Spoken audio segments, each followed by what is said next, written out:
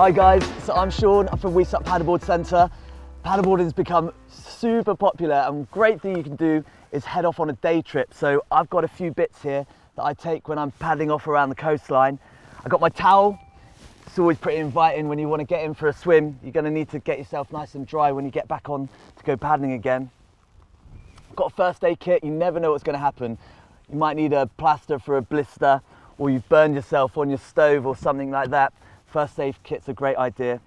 The burner is for boiling my water when I want to stop for a cheeky cup of coffee.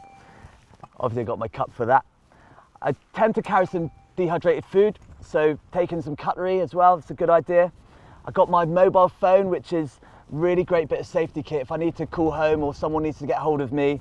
Also lets me check out the weather charts. That's a really useful thing while you're out paddling, doing your day journeys. And I've got this, my rest tube. That's a personal flotation device that I use instead of a buoyancy aid.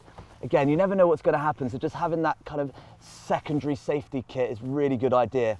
And then I got my Nimbus, my trusty Nimbus. It's been all around the world with me. I use it as a pillow when I'm overnight camping, but it just keeps me warm when I've stopped paddling. It's really hard. If you cool down too quickly, your mind slows down and the whole experience just becomes a little less fun when you're cold.